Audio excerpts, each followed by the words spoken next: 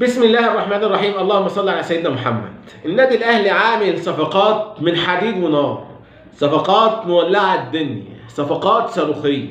لما تجيب مصطفى العش في الديفنس، تجيب اشرف بن شرقي، وتجيب جراديشار، لاعيبه قويه جدا جدا جدا واضافات قويه لاي فريق. ما بالك ان اصلا الاهلي بسم الله ما شاء الله، نمسك الخشب بقى، مش عايزين نحسده، ربنا يكرمهم يا رب اكتر ما هو كريمهم. يعني بدون مناسبه، حكام ماشي، اتحاد الكره ياجل براحته، بس السنه دي الصراحه مفيش تاجيل قد كده لان الدوري قصير، فاحنا بطلنا حجه التاجيل.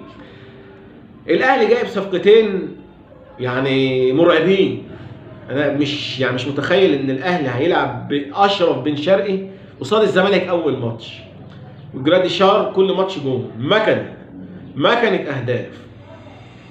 المهم خلينا في الماتش بتاعنا النهارده. الاهلي هيلعب مع الاسماعيلي يوم الاحد الساعه 7 مساء، ودي غريبه ان الاهلي برضو المره اللي فاتت لعب الساعه 7 واحنا لعبنا الساعه 4، ولكن دي مش غريبه على اتحاد الكوره، اتحاد الفته اللي بيدي الاهلي كل حاجه على طبق من ذهب. المفروض الاهلي يلعب الساعه 4، ولا احنا لاعيبتنا اللي مكتوب عليها تلعب في عز الشمس وتلعب العصر؟ المهم امام عاشور كل ماتش جون، جراديشار كل ماتش جون، كمان هيجي لنا عليهم اشرف بن شرقي مع حسين الشحات ومحمد هاني واكرم توفيق. بصراحه الماتش، اي ماتش دلوقتي، الاهلي والزمالك، الاهلي والاسماعيلي، الكفه بتميل للنادي الاهلي بسبب السكواد القوي اللي عنده. ولكن الاسماعيلي معودنا دايما ان هو مش خصم سهل قدام الاهلي والزمالك، يكفي بس ان هو بيلعب بتاريخه وباسمه. والاسماعيلي لو لعب زون ديفنس قصاد الاهلي وقفل المباراه صح وطلع بتعادل، يبقى الاسماعيلي كده قدر يحقق مفاجاه كبيره. وتعب لاعيبه الاهلي قبل مباراه الزمالك اللي هتبقى مباراه ناريه، وهنعمل لها فيديو مخصوص على قناتكم يوميات زملكاوي.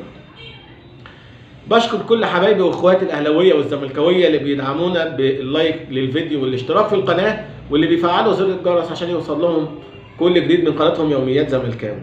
وبشكر بالتحديد اخواتي وحبايبي الاهلاويه اللي ملتزمين باخلاق ومبادئ النادي الاهلي، ويخش يعلقوا بمنتهى الاخلاق وبمنتهى الادب.